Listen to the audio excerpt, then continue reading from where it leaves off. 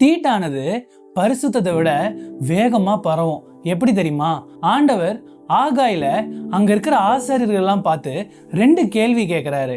அதுல ஃபர்ஸ்ட் கேள்வி என்னன்னா, ஒரு பலியை செலுத்தி அதோடைய மாம்சத்தை ஒரு துணியால ரேப் பண்ணி அந்த துணியை வேற யாராச்சும் தொட்டா அவங்க பரிசுத்தம் ஆவாங்களா அப்படின்னு கேட்டதுக்கு அவங்க இல்ல ஆக மாட்டாங்க அப்படின்னு சொன்னாங்க. இது எனக்கு ஆரம்பத்துல புரியல.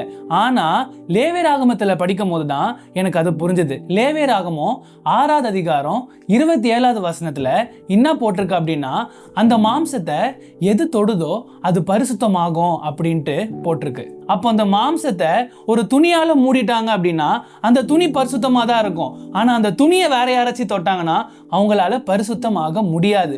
2வது கேள்வி ஆண்டவர் என்ன கேட்கிறாருன்னா, ஒரு செத்து போன பிணத்தை ஒருத்தன் போய் தொட்டானாலே அவன் தீட்டாயிட்டான். அவன் போயிட்டு எங்கெல்லாம் தொடுறானோ அந்த இடமும் தீட்டாகும் தானே அப்படின்ட்டு ஆண்டவர் கேட்கறதுக்கு அங்க இருந்த ஆசாரியர்கள்லாம் ஆமா அப்படின்னு சொன்னாங்க. இதுல இருந்து என்னங்க கத்துக்கலாம்? நம்மளை சுத்தி தீட்டு நிறைய இருந்துச்சுன்னா நம்முடைய ஆவி, ஆத்மா, சரீரம் 3மே ரொம்ப எளிதா தீட்டுப்படும். ஆனா நம்ம சுத்தி நிறைய பரிசுத்தவான்கள் இருந்தா நம்மளால பரிசுத்தமாக முடியாது. ஏன்னா சர்ச்சில் இருந்துகிட்டே நிறைய பேரால வேற எதையோ யோசிக்க முடியும். அதனால நமக்குள்ள பரிசுத்த ஆவியானவர் வந்தா மாத்திரம்தான் நமக்கு பரிசுத்தம் அப்படின்ற குவாலிட்டி வரும். அதனால பரிசுத்தம் ஆகணும் அப்படின்னா நம்ம ஒரே ஒருத்தர்கிட்ட தான் போக முடியும். அவர் தான் பரிசுத்த ஆவியானவர்.